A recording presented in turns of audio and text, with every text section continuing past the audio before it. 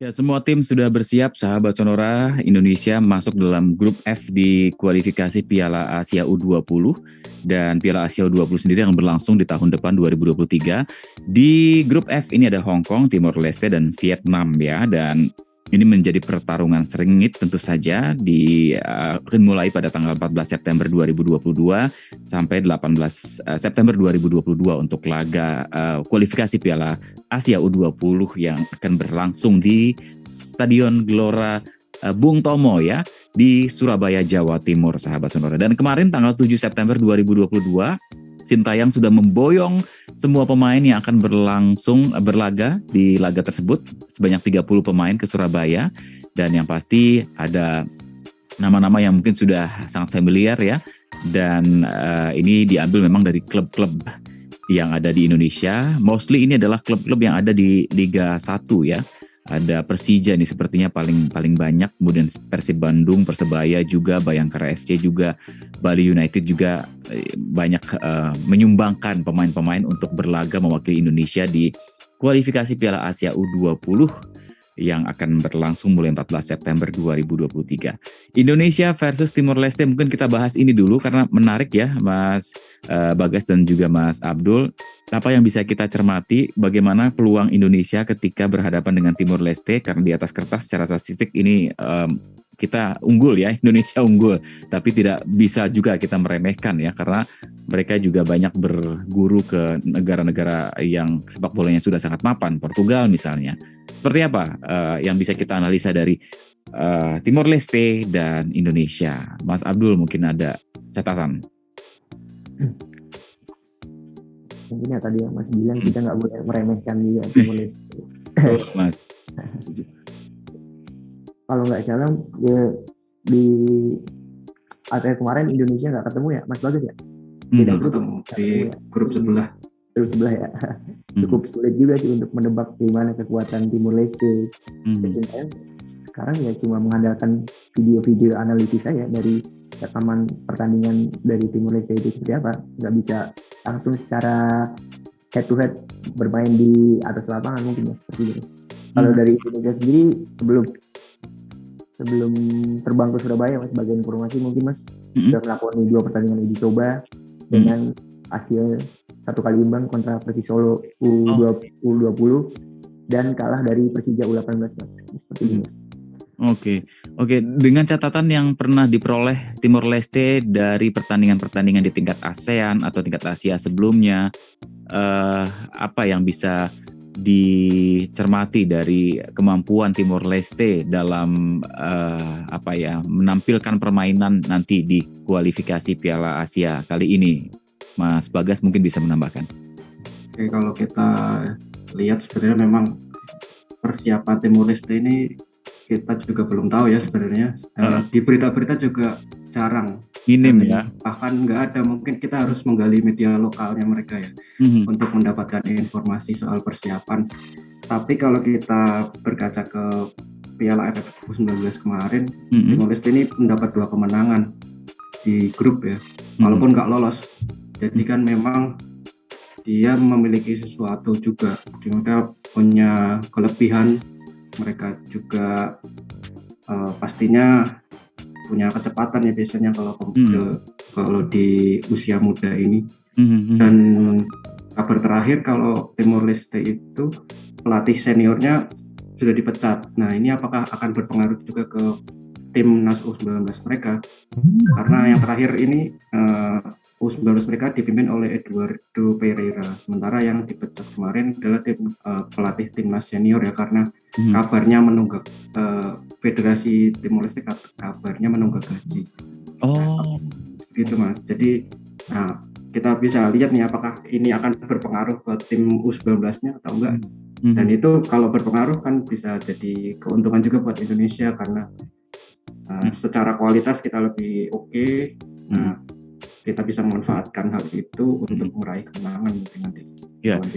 Jadi di awal sebaiknya Indonesia langsung ngegas aja ya. gitu kan, supaya bisa mencuri poin seperti itu. Tapi memang Timor Leste ini kan menarik karena negara dengan penduduk ya mungkin 1,2 bahkan kurang dari 1,5 juta penduduknya, dan tapi yang AFC juga baru gabung tahun 2022 ini ya, jauh karena dari Indonesia gitu ya. Tentu jika memang Indonesia bisa mengambil poin lebih cepat akan semakin baik mungkin ya untuk laga-laga berikutnya melawan Hong Kong. Nah, kalau dengan Hong Kong ini gimana? Apakah Hong Kong ini termasuk tim yang diperhitungkan di kancah sepak bola Asia, Mas Abdul? Mungkin kalau bisa dibilang cukup diperhitungkan ya, kita harus memperhitungkan segala hal sih Mas. Baik. Jangan sampai kita kecolongan dengan lawan-lawan misalnya kayak Timor Leste maupun Hong Kong, karena kan walaupun tadi sudah dibilang hasil ini tidak mempengaruhi langkah timnas Indonesia ke depan, tapi ya sepatutnya timnas Indonesia meraih hasil positif lah di 3 laga kualifikasi ini melawan Timor Leste, Hong Kong maupun Vietnam kan. Oke, tapi tetap kita tidak bisa ya, nama-nama seperti Jepang, kemudian Korea Selatan, mungkin China juga mungkin sudah sangat familiar di kancah bola sepak bola Asia. Tapi kalau Hong Kong ini kan ya saya setuju ya, tidak boleh meremehkan ya Indonesia dengan tim-tim yang masih di atas kertas. Mungkin Indonesia bisa percaya diri ya. Kalau Mas Bagas bagaimana melihat Hong Kong ini sebagai salah satu tim yang ada di Asia, kalau mungkin bagian dari China kan sebetulnya, atau seperti apa sih asosiasinya gitu ya? Ya kalau China memang ada 4 kan, kalau di olahraga ada Hong Kong, Macau, terus Taiwan, dan China daratan juga. Betul. Nah, kalau Hong Kong ini sebenarnya salah satu tim yang menurut saya di bawah Indonesia kualitasnya, baik di senior maupun di U19 ini. Dan kabar terakhir mereka juga merasa kesulitan nih untuk karena terdampak pandemi ya yang cukup besar ya, karena dekat dengan Cina juga, dan mereka salah satu negara yang paling terdampak pandemi. Pelatih mereka sudah menyatakan kalau ini bakal jadi laga yang sulit melawan Indonesia, melawan Vietnam, Timor Leste, dan pemain-pemain mereka juga dalam 2 tahun ini stop bermain sepak bola. Makanya ini juga jadi ajang pertama, mungkin salah satu yang pertama buat mereka di ajang internasional, sehingga lagi-lagi kita semoga bisa mengambil keuntungan dari situasi itu ya, dan meraih kemenangan nanti lawan Hong Kong. Oke. Di Hong Kong ini ada beberapa pemain yang berkancah di luar negeri ya Mas ya.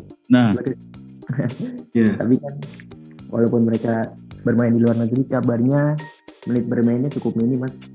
Itu bisa dibilang ya akan mempengaruhi lah kualitas dari pemain-pemain tersebut ketika tapi kan dengan mereka bermain luar negeri diharapkan bisa mentransfer ilmu lah ke skuad timnas Hong Kong ini seperti apa ketika bermain di kualifikasi. Nah, yang mungkin dikhawatirkan seperti itu sih Mas. Di pemain-pemain yang abroad lah istilahnya, pemain-pemain yang berkancah di luar negeri itu. Mas Abdul, bermain di luar negeri itu ke negara-negara yang lebih bagus kualitas permainan sepak bolanya ya? Iya, di Eropa. Oke, jadi bisa jadi mereka. Karena di kubu Indonesia belum ada nih Mas kalau. Nah, ini jadi catatan nih. Jadi memang nggak bisa diremehkan ya Hong Kong ini, meskipun ya tadi disampaikan memang di atas kertas Indonesia di atas gitu ya, tapi tidak bisa kita meremehkan sekali lagi Timor Leste dan Hong Kong ya. Kita nanti akan bahas bagaimana strategi Sintayong sendiri. Sebelum nanti kita bahas tentang Vietnam nih, peluangnya Indonesia versus Vietnam akan seperti apa.